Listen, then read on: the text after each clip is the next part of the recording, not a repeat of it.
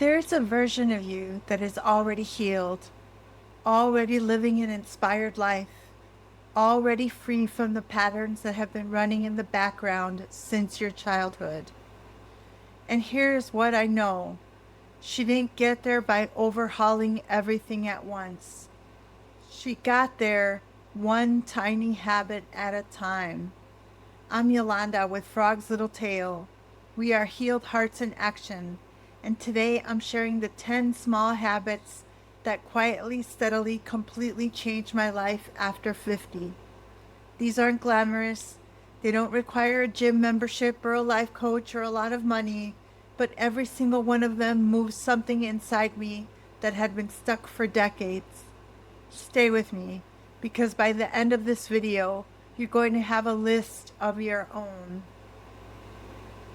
But before we continue, I'd like to invite you to take this as an honest conversation about healing and growth. And I want to invite you to subscribe to this channel. And if something I say today lands for you, if it opens something up, if it makes you feel seen, hit that like button. It helps more women just like you find their way here.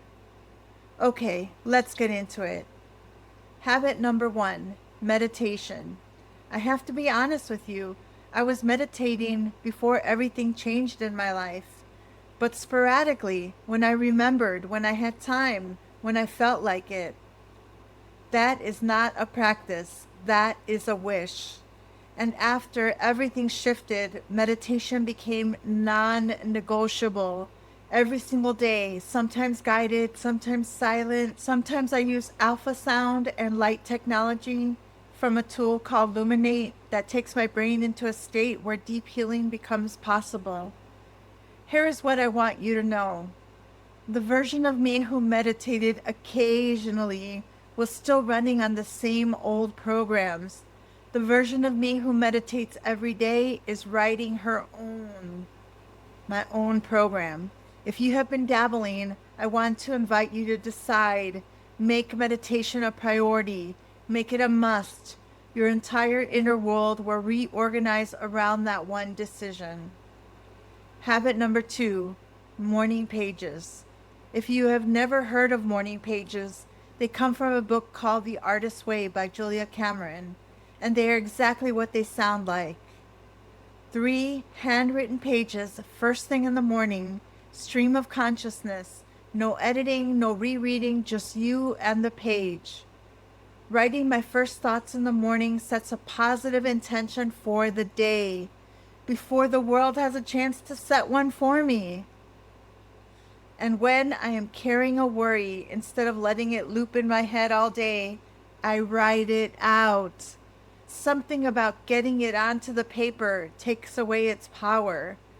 And here is something I found fascinating. The physical act of writing by hand, not typing, not voice memos, actual pen to paper, does something remarkable for your brain. It engages parts of your mind that screens simply cannot reach. 3 pages every morning. It costs nothing but a notebook and a pen. Habit number 3, Tai Chi. I have always been drawn to people who do Tai Chi. There is something about the way they move, slow, intentional, present, that I found mesmerizing, long before I tried it myself. Then my local community center offered free classes, and I thought, what do I have to lose? I fell in love. Tai Chi became 3 things for me at once. It was a way to exercise without punishing my body. It was a way to slow down in a world that never stops. And it was a way to connect, to show up somewhere every week and be with people who were also choosing peace over pressure. If your community center offers free classes, I want you to go just once, see what happens. Habit number 4, reading books from the library. Like most people, I was doom scrolling, taking in everything through my phone. Snippets, blurbs, headlines, short videos. Never a complete thought. Never a complete idea. Books change that. There is a completely different experience that comes from sitting with a whole book. One idea, developed fully from beginning to end. Not a highlight, not a summary, the whole thing. And the library gave me even more than that. It is free. It gets me off my screen. The return date keeps me motivated to finish. And choosing the library over buying means I'm doing something good for the planet while taking advantage of resources my own local government provides. Free, screen free, planet friendly, deadline built in. All winners in my book. Habit number 5, starting a business. Starting a business was an act of believing in myself. It was me saying out loud with my time and my energy and my money, I am worth more than what I have been doing with my life.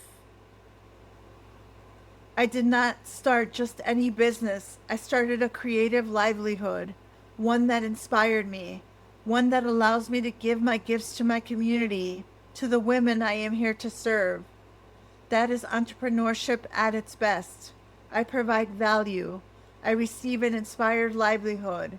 It is a win for my clients, a win for my customers, and a win for me. I wake up inspired to work every day. I only work when I am inspired. That is devotion. That is dedication, and that is alignment. Frog's Little Tale, the channel you are watching right now, is that business. We're halfway through, and I want to pause for just a moment. If what you are hearing today is resonating, if you are feeling that pull towards something more, something deeper, I have a free 30-day journaling guide that was made exactly for this moment. It is waiting for you in the description box below.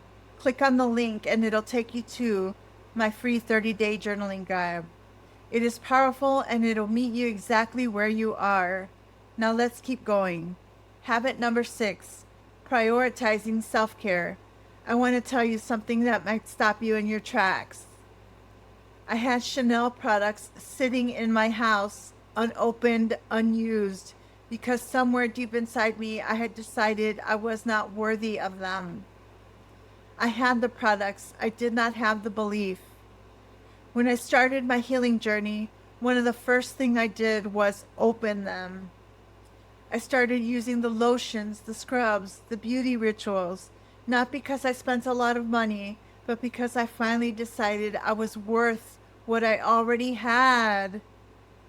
Self-care is not indulgence. It is rest. It is nourishment for your skin, for your soul, for your spirit, for your hair, for your nails. Because your body is the only body you will ever have. And if you don't take care of it, who will? Who will? I stopped waiting to feel worthy. I started acting worthy, and slowly, steadily, the feeling followed the action.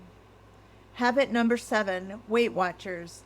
I made a decision I was going to take control of what I put in my body, not from a place of shame, not because of a number on a scale completely, but because I finally understood that physical health starts from the inside out.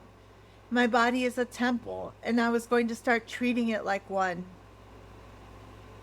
That meant prioritizing good, healthy, natural food, taking in only the sustenance my body truly needs. And it meant coming home to the food of my culture, Mexican home cooking, real Mexican food made from scratch with fresh ingredients is one of the healthiest cuisines you can eat. My heritage was not just a source of spiritual wisdom, it was sitting right there in my kitchen the whole time. Weight Watchers gave me the structure, my culture gave me the ingredients, and the decision to treat my body as worthy of nourishment, that came from the healing. Habit number 8, budgeting. I am not going to pretend budgeting is easy, especially when you are on the road to financial solvency. I have to get intentional about the way I spend, about what I prioritize, about overindulging in consumerism, buying stuff, filling my house with things that clutter my space and drain my peace. I decided I was done with that. I am simply tired of materialism, tired of keeping up with the neighbors, tired of chasing every new contraption, every newest car, every newest thing. I have a life to live, and that life does not include spending money on things that do not align with what I truly value. Budgeting is not deprivation, it is clarity. It is me deciding what actually matters and putting my money there instead. Habit 9, investing in myself. This one is close to my heart. I made a decision to invest in myself, in my skills, in my growth, in my ability to serve. I got my hypnosis certification. My NLP certification is next. My coaching certification is due this week. Additional training that has started me, challenged me, and opened doors I did not even know existed. Every certification, every training, every course was an investment in something real, a business, a livelihood, a creative life that allows me to give enormous value to the people I serve and to earn wealth, riches, and abundance in return. Women, especially women of our generation, were not always taught that we could do both, that we could give deeply and receive abundantly, that our gifts could heal people and create a thriving livelihood. They can, they do, and investing is yourself at where it begins. Habit number 10, prioritizing family and friends. I have always loved my family and friends. That was never the question. The question was I truly present for them? When I am with the people I love, I am there fully as much as I can be. When someone calls me on the phone, I put down whatever I am doing. I stop multitasking. I listen. I ask questions because paying attention is how you tell someone their life matters to you. With my grandchildren, I get on the floor and play. I take them to the park. With my granddaughter, she is 1 year old. I talk to her. I teach her words. I let her know she is seen and she is loved. With my son, I ask about his career, his work, what is lighting him up. With my daughter-in-law, I listen for what she needs. And my friends, my beautiful friends, I cook them dinner. I love to cook. I love the glory of a good meal. And yes, I love the compliments. I will not pretend otherwise.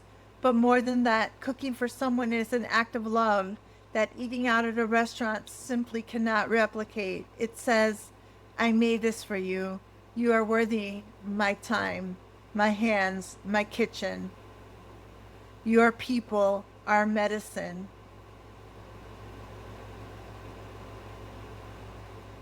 Ten habits. Not one of them required perfection. Not one of them happened overnight, but together, over time, they created a woman I genuinely love being. Here is what I want you to know. You do not have to do all 10. You just have to start with one. Pick the one on the list that called to you. Write it down. Make it yours. And if you want support going deeper, I have a free 30-day journaling guide waiting for you. It's in the description below. Please click on the link and get your free 30-day journaling guide. If you are ready to go even further, my workshop, Ask Better Questions, Create a Better Life, is available now. Click in the description below for the recording of Create a Better Life, Ask Better Questions. In my next video, I am going deeper on one of the most powerful tools in your healing toolkit, and I think it's going to surprise you. Make sure you are subscribed so you don't miss it.